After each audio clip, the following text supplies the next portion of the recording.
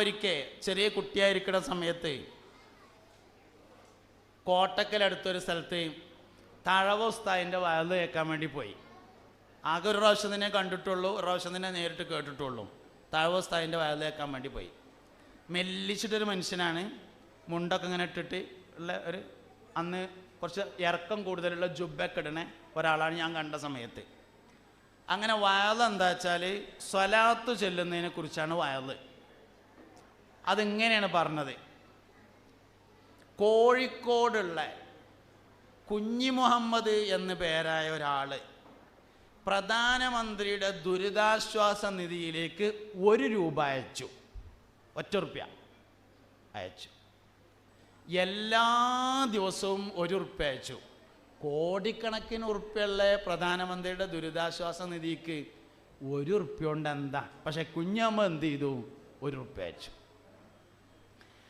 കുറേ ദിവസം ഈ 1 റുപ്യ ഇങ്ങനെ കിട്ടിയപ്പോൾ പ്രധാനമന്ത്രിയുടെ സെക്രട്ടറി മൂപ്പരോട് പറഞ്ഞു, കോഴിക്കോടുള്ളൊരു കുഞ്ഞു മുഹമ്മദ് എന്ന് പറഞ്ഞ ആള് നമ്മളെ ഫണ്ടിക്ക് 1 റുപ്യ അയക്കണുണ്ട് എന്ന് പറഞ്ഞു.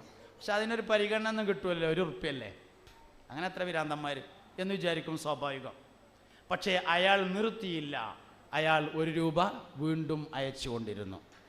കുറേ കഴിഞ്ഞപ്പോൾ സെക്രട്ടറി വീണ്ടും പറഞ്ഞു, അന്ന് ഞാൻ പറഞ്ഞില്ലേ കോഴിക്കോടുള്ളൊരു കുഞ്ഞഹമ്മദ് നമ്മുടെ ഫണ്ടിലേക്ക് 1 രൂപ അയക്കണുണ്ട് എന്ന്, അയാൾ ഇപ്പോഴും അയക്കണുണ്ട് എന്ന് പറഞ്ഞപ്പോൾ അയാൾ ഇപ്പോഴും അയക്കണുണ്ടോന്നോ എന്ന് ചോദിച്ചു. വീണ്ടും 1 രൂപ അയക്കൽ തുടർന്നു. കുറേ കഴിഞ്ഞപ്പോൾ വീണ്ടും ഇങ്ങോട്ട് ചോദിച്ചു, അന്ന് ഇജ്ജ് പറഞ്ഞില്ലേ 1 റുപ്യ അയക്കണ ഒരു കുഞ്ഞഹമ്മദ് ഉണ്ട് എന്ന്, അതിപ്പോൾ കിട്ടലുണ്ടോ ചോദിച്ചു. അപ്പോൾ പറഞ്ഞു ഇപ്പോഴും കിട്ടുന്നുണ്ട് പറഞ്ഞു. അങ്ങനെ പിന്നൊരിക്കൽ വലിയൊരു ഉദ്ഘാടന പരിപാടിക്ക് വേണ്ടി പ്രധാനമന്ത്രി കോഴിക്കോട്ടേക്ക് വരികയാണ്. വരുന്നതിൻ്റെ മുന്നേ തന്നെ പറഞ്ഞു, അന്നത്തെ ആ കുഞ്ഞഹമ്മദ് ഉണ്ടെങ്കിൽ ഒന്ന് സ്റ്റേജ് നമുക്ക് ഹാജരാക്കണം എന്ന് പറഞ്ഞു. അതിലൊരു പ്രത്യേകമായ പാസ്സൊക്കെ കിട്ടി. സെക്യൂരിറ്റി ചെക്കിങ്ങൊക്കെ കഴിഞ്ഞിട്ട് സ്റ്റേജുമൊക്കെ ഇങ്ങനെ ചെല്ലാണ് കുഞ്ഞഹമ്മദ്. അതിൽ പ്രധാനമന്ത്രി കസാലയെന്നും ഇങ്ങോട്ട് നീച്ചിങ്ങാണ്ടുണ്ടാവും ഒരു കെട്ടിപ്പിടിക്കൽ. ഇങ്ങനെ മഷറയിൽ നമുക്ക് ചെല്ലേണ്ടി വരുന്നൊരു സമയമുണ്ട്. ആ സമയത്താണ് ചെല്ലണമെങ്കിൽ എല്ലാ ദിവസവും മുടങ്ങാതെ ഒരു 3 സലാത്തണ്ട് അയച്ചാളിട്ടോ എന്ന് പറഞ്ഞത് ചെറിയ കുട്ടി ഓതാൻ പോലെ തുടങ്ങിയ സമയമാണ്. ഞാൻ അന്ന് വയലേക്കാൻ പോയിട്ട് കേട്ടതാണ്, ഇപ്പോഴും കൽബിലുണ്ട്. അതുകൊണ്ട് ആത്മഹർഷം തുടികൊട്ടുന്ന ഖിയാമത്തിലെ ഏക പ്രതീക്ഷയുള്ള വെള്ളം മുഹമ്മദ് നബിയുടെ വെള്ളമാണ് സല്ലല്ലാഹു അലൈഹി വസല്ലം. ഈ ഷഫാഅത്ത് എന്ന് പറഞ്ഞാൽ അവകാശമില്ലാത്ത ഒരു കാര്യം കിട്ടലല്ല, അവകാശമുള്ളത് സ്പീഡാവലാണ്. കണ്ണില്ലാത്തോന് കണ്ണട വെച്ചാൽ കാണുമൊന്നുമില്ല. കുറച്ചീച്ച കാഴ്ചയുള്ളവന് നല്ലോണം കാണാനാണ് കണ്ണട. ഒരു യോഗ്യതയില്ലാത്ത ആൾക്ക് ഷഫാഅത്ത് കിട്ടൂല, അതുകൊണ്ടൊരു സ്വർഗത്തിലും പോവില്ല. സ്വർഗത്തിലേക്ക് യോഗ്യതയുള്ള ഒരാൾക്ക് സ്വർഗം സ്പീഡാവാനാണ് ഷഫാഅത്ത് എന്ന് പറയുന്നത്. ആ ഒരു ഷഫാഅത്തല്ലാതെ വേറെ ഒരു പ്രതീക്ഷയും മശ്റയിലില്ല, വേറെ ഒരു പ്രതീക്ഷയില്ല. അതാണ് അശ്ശഫാഅത ഹബ്ലന ഫിൽ ഖിയാമതി മുഷ്ഫിഖൻ വഹ്ലന ഇൻലയ സയ്യിദി ഖൈറൻ നബി അസ്സലാത്തു അലൻ നബി കുല്ല വഖ്തിൻ ദായിമൻ ലാഹ നജ്മുൻ ഫിസ്സമാ സയ്യിദി ഖൈറൻ നബി ലാ ഇലാഹ ഇല്ലല്ലാഹു ലാ ഇലാഹ ഇല്ലല്ലാഹ് ലാ ഇലാഹ ഇല്ലല്ലാഹു മുഹമ്മദുർ റസൂലുള്ളാഹ്. മുഅ്മിനീങ്ങളെ, അള്ളാൻ്റെ ദുനിയാവിലെ പഠിച്ചാൽ തീരാത്ത ഒരു വിഷയം മാത്രമേ ഉള്ളൂ. വേറെ എല്ലാ വിഷയം പഠിച്ചാൽ തീരും. പഠിച്ചാൽ തീരാത്ത ആകെ ഒറ്റ വിഷയമുള്ളൂ, അതാണ് മുഹമ്മദ് നബി സല്ലല്ലാഹു അലൈഹി വസല്ലം. ബാക്കി എല്ലാ വിഷയങ്ങളും പഠിച്ചാൽ തീരും. പഠിച്ചാൽ പഠിക്കുന്നതിനനുസരിച്ച് കൂടി വരുന്ന വിഷയമാണ് മുഹമ്മദ് നബി എന്ന് പറഞ്ഞ വിഷയം. നമ്മളെല്ലാവരും ഉമ്മ പ്രസവിച്ചതാണ്, ഈ ഇരിക്കണ എല്ലാവരും ഉമ്മാര് പ്രസവിച്ചതാണ്. നമ്മുടെ ഉമ്മ നമ്മളെ പ്രസവിക്കുന്ന സമയത്ത് ചുരുങ്ങിയത് അവിടെ 3 ആളുണ്ടാവും. ഉമ്മ ഏതായാലും ഉണ്ട്, ഉമ്മാൻ്റെ അമ്മയുണ്ട്, പിന്നെ പ്രസവത്തിൻ്റെ മേൽനോട്ടം നയിക്കുന്ന ഒരു മിഡ് വൈഫും ഉണ്ട്. 3 ആൾ എന്തായാലും ഉണ്ടാവും. ഈ 3 ആൾ നമുക്ക് ഓർമ്മയില്ല, എന്നാൽ മുഹമ്മദ് നബിക്ക് ഓർമ്മ ഉണ്ടായിരുന്നു സല്ലല്ലാഹു അലൈഹി വസല്ലം. മുഹമ്മദ് നബി സല്ലല്ലാഹു അലൈഹി വസല്ലം തങ്ങൾക്ക് ഓർമ്മയുണ്ടായിരുന്നു, ഞാൻ ഈ ദുനിയാവിലേക്ക് ജനിച്ചു വരുമ്പോൾ അവിടെ ഉണ്ടായിരുന്നത് ഇന്ന ഇന്ന ആളുകളാണെന്ന് അഷ്റഫുൽ ഖൽഖ് ഹബീബുനാ റസൂലുള്ളാഹി സല്ലല്ലാഹു അലൈഹി വസല്ലം തങ്ങൾ പറഞ്ഞിട്ടുണ്ടായിരുന്നു. ഓർമ്മയുടെ മഹാ അത്ഭുതമാണ് മുഹമ്മദ് നബി സല്ലല്ലാഹു അലൈഹി വസല്ലം. ഓർമ്മയുടെ വലിയ അത്ഭുതമാണ്. ഒരു മനുഷ്യന് നോർമലി ബാക്കിലേക്ക് ചിന്തിച്ചാൽ 5 കൊല്ലം കിട്ടുക എന്നാണ്. നമ്മളിങ്ങനെ ബാക്കിക്ക് നോർമലായിട്ട് ആലോചിച്ചാൽ 5 വർഷം കിട്ടുക. പിന്നെ ലഭ്യമായ തെളിവുകളും ഡയറിയിൽ എഴുതി വെച്ച ഡേറ്റുകളൊക്കെ ഇങ്ങനെ നോക്കിയിട്ട് ഒരാൾ പോയാൽ 8 വയസ്സ് വരെയാണ് പോകാൻ കഴിയുക. പണ്ട് എൻ്റെ വാപ്പ കയ്യും പിടിച്ചിങ്ങാണ്ട് 1-ാം ക്ലാസ്ക്ക് ഇങ്ങനെ കൊണ്ടുപോയപ്പോന്ന് നമ്മളിങ്ങനെ പറയണത് കൊണ്ടുപോയിട്ടുണ്ടാവും എന്നുള്ള ഉറപ്പിലങ്ങനെ പറയാനല്ല, അത് ഓർമ്മ ഉണ്ടായിട്ട് പറയുന്നതല്ല. 8 വയസ്സ് വരെയാണ് ബാക്കിലേക്ക് പോവുക. ജീനിയസായ അപൂർവ ആൾക്കാർ അതിൻ്റെ മുന്നേക്ക് പോയേക്കാം എന്നേ ഉള്ളൂ. നോർമലി ഒരാൾ പോകൂല. പരമാവധി പോയാൽ ഈ 8 വയസ്സ് വരെ പോണതിൻ്റെ ഒരു കാരണം കൂടിയുണ്ട്. 8 വയസ്സ് കഴിഞ്ഞിട്ടാണ് നമ്മൾ കേടന്നിട്ടുള്ളത് എന്നുള്ളതാണ് കാരണം. അതിനൊപ്പം നല്ല മനുഷ്യന്മാരായിരുന്നു. 8 വയസ്സിന് മുമ്പ് നമുക്ക് ആരോടും ദേഷ്യം ഉണ്ടാവില്ല. കുട്ടികൾക്ക് ആരോടും ദേഷ്യമില്ലല്ലോ. എല്ലാവരെ കണ്ടാലും ചിരിക്കും, എല്ലാവരെ കണ്ടാലും സന്തോഷം പ്രകടിപ്പിക്കും. പിന്നെ വാപ്പ പറയും ഇന്ന ആളെ കണ്ടാൽ ചിരിക്കരുത് കേട്ടോ, അപ്പോൾ അവനോട് ചിരിക്കൽ നിർത്തി. അങ്ങനെയാണ്. അതൊക്കെ 8 വയസ്സിന് ശേഷമാണ് സംഭവിക്കുന്നത്, അതിന് മുമ്പ് ഇല്ല എന്നുള്ളതാണ്. അതുകൊണ്ട് നമുക്ക് 8 വയസ്സിന് മുമ്പുള്ള അവസ്ഥയിലേക്ക് ഒരാൾക്ക് മടങ്ങാൻ പറ്റിയാൽ ഈ ലോകത്തെ ഏറ്റവും മുത്തഖിയായ മനുഷ്യൻ അവനായിരിക്കും. അതുകൊണ്ടാണ് നമ്മൾ പോകാത്തതിൻ്റെ കാരണം. ശൈത്താൻ അങ്ങോട്ട് പോകാൻ അയക്കൂല, 8 വയസ്സിന് മുമ്പത്തേക്ക് മടങ്ങാൻ സമ്മതിക്കൂല. ഓൻ എന്തെങ്കിലുമൊക്കെ മറ വെച്ചിട്ട് അത്തിരിയിട്ടൊന്ന് പോണ്ടാറേ അങ്ങനെ മുടക്കിങ്ങാണ്ട് വെക്കും. എന്നാൽ മുഹമ്മദ് നബിക്ക് ഓർമ്മ ഉണ്ടായിരുന്നു സല്ലല്ലാഹു അലൈഹി വസല്ലം. 8 വയസ്സിന് മുമ്പ് എന്ന് മാത്രമല്ല, ജനിക്കപ്പെട്ട സന്ദർഭത്തിലുള്ള അവസരങ്ങൾ, അന്നത്തെ അവസ്ഥകൾ, സാഹചര്യങ്ങളെ കുറിച്ച് നബി തങ്ങൾ സംസാരിച്ചിട്ടുണ്ടായിരുന്നു സല്ലല്ലാഹു. ലോകത്തെ എല്ലാ പ്രധാനപ്പെട്ട ആളുകളുടെയും കുട്ടിക്കാലം പഠിക്കപ്പെട്ടിട്ടുണ്ട്.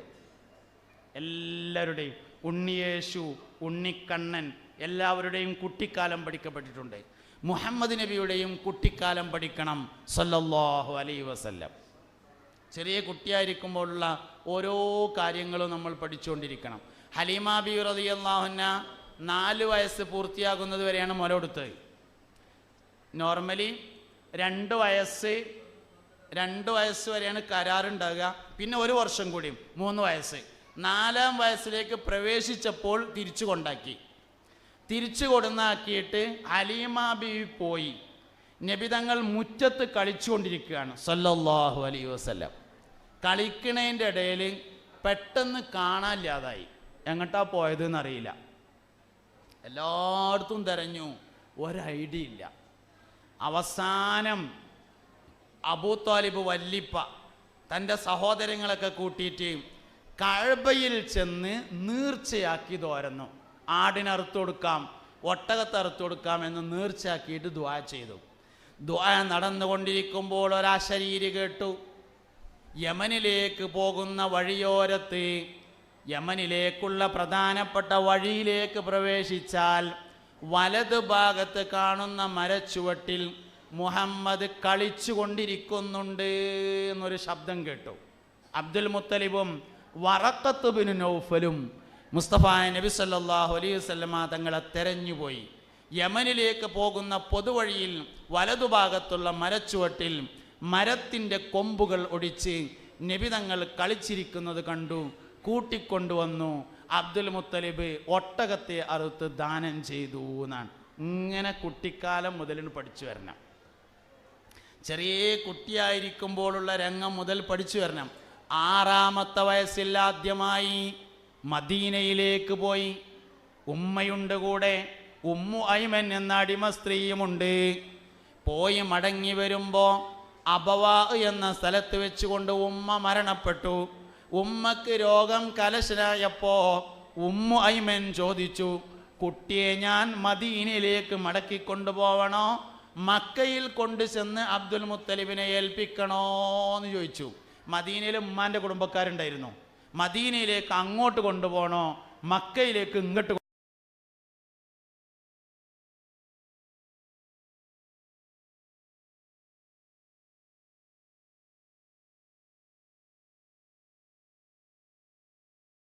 ഏറ്റവും കൂടുതൽ പ്രയാസം ഉണ്ടാകുക ഗർഭം ഉണ്ടാകുമ്പോഴാണ്. ഒരു സ്ത്രീക്ക് ഏറ്റവും കൂടുതൽ പ്രയാസം ഉണ്ടാവാറുള്ളത് ഗർഭം ഉണ്ടാകുമ്പോഴാണ്. ഗർഭം ഉണ്ടാകുമ്പോഴുള്ള സ്വപ്നങ്ങൾ വരെ പ്രയാസമായിരിക്കുന്നതാണ്. ഗർഭിണികളും കുട്ടികളുമാണ് അധികം പേടിയുള്ള സ്വപ്നം കാണുക. ഒരു പാമ്പിനെ കണ്ടാൽ തലശ്ശേരിയിൽ നിന്ന് കാസർഗോഡ് കണ്ടെത്തും. ആ മാതിരി പാമ്പിനെ കാണും ഗർഭിണികൾ, കുട്ടികളും കാണും.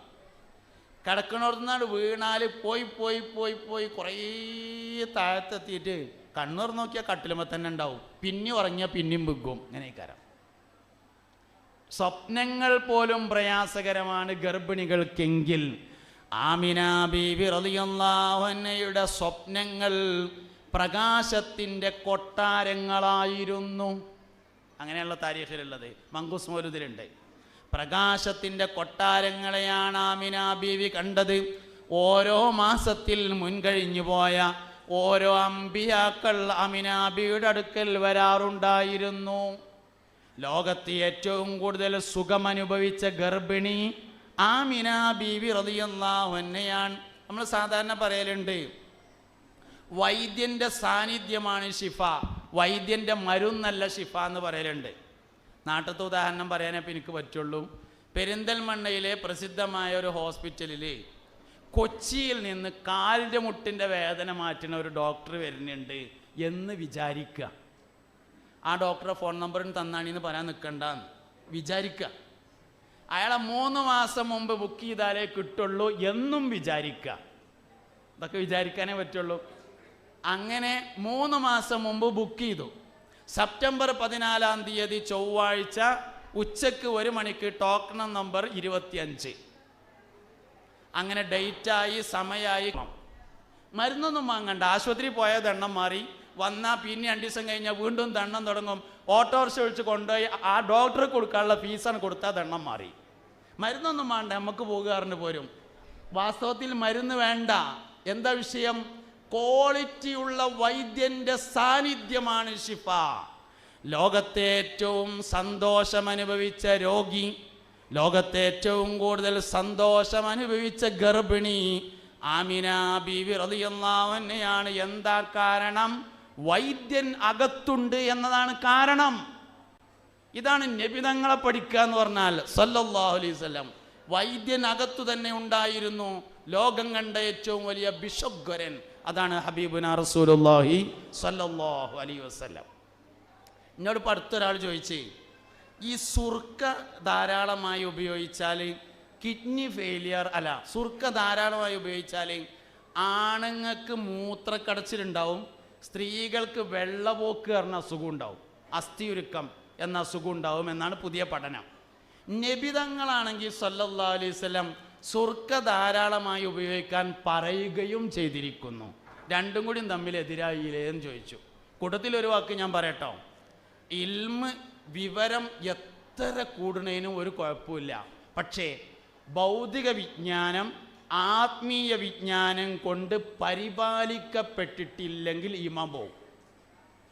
ഹലോ ഹലോ മുഅ്മിനീങ്ങളെ, ഹലോ. ഈമാൻ എത്ര ഇൽമ് വിവരം എത്ര കൂടുന്നതിനും കുഴപ്പമില്ല. ഭൗതിക വിജ്ഞാനം കൂടുന്നതിനനുസരിച്ച് അത് ആത്മീയ വിജ്ഞാനം കൊണ്ട് പരിപാലിക്കപ്പെട്ടില്ലെങ്കിൽ ഈമാൻ പോകും. ഈമാൻ പോണത് വിവരമില്ലാത്തവരതല്ല, വിവരമുള്ളവൻ്റെതാണ്. വിവരമില്ലാത്ത കന്നൂട്ടേറിൻ്റെ ഈമാൻ പോയിട്ടില്ല. ഈമാൻ പോയത് മുബത്തദിയായത്, യുക്തിവാദിയായത്, നിരീശ്വരവാദിയായത്, സർവമത സത്യവാദിയായത്, സ്ത്രീ പക്ഷപാതിയായത്, ലിബറലിസ്റ്റായത് വിവരമില്ലാത്തവരല്ല, വിവരമുള്ളവരാണ്. എന്തേ കാരണം? ഭൗതിക വിജ്ഞാനത്തെ ആത്മീയ വിജ്ഞാനം കൊണ്ട് പരിപാലിക്കപ്പെട്ടില്ലെങ്കിൽ ഈമാൻ പോയിരിക്കും.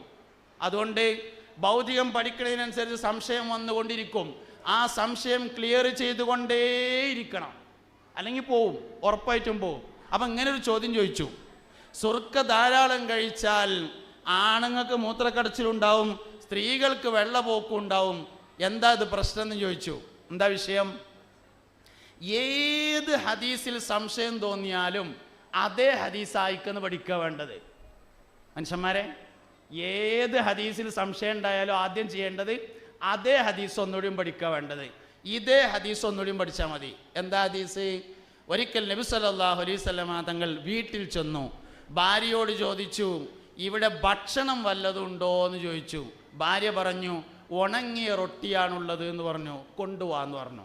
ഉണങ്ങിയ റൊട്ടി എന്ന് പറഞ്ഞാൽ റൊട്ടി ബാക്കിയാവുമ്പോൾ വെയിലത്ത് വെച്ച് ഉണക്കിയിട്ട് സൂക്ഷിച്ചു വെക്കും. ഭക്ഷണമില്ലാത്ത സമയത്ത് അതിലേക്ക് വെള്ളം കുടഞ്ഞ് രണ്ടാമത് ഉപയോഗിക്കും. അതാണ് ഉണങ്ങിയ റൊട്ടി. കൊണ്ടുപോവാ എന്ന് പറഞ്ഞു. അത് കഴിക്കാൻ വേണ്ടി ഒരുങ്ങിയപ്പോൾ ഇതിലേക്ക് കൂട്ടാൻ എന്തെങ്കിലും ഉണ്ടോ എന്ന് ചോദിച്ചു.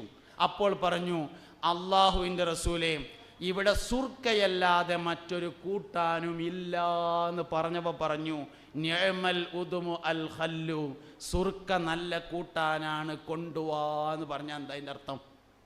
നിങ്ങൾക്ക് മനസ്സിലായില്ലേ അതിൻ്റെ അർത്ഥം എന്താ? വേറെ ഒന്നും ഇല്ലെങ്കിൽ എന്നാണ് അർത്ഥം. ഇങ്ങനെ ഏത് ഹദീസിൽ സംശയം തോന്നിയാലും അതേ ഹദീസ് രണ്ടാമത് പഠിച്ചാൽ മതിയാവും.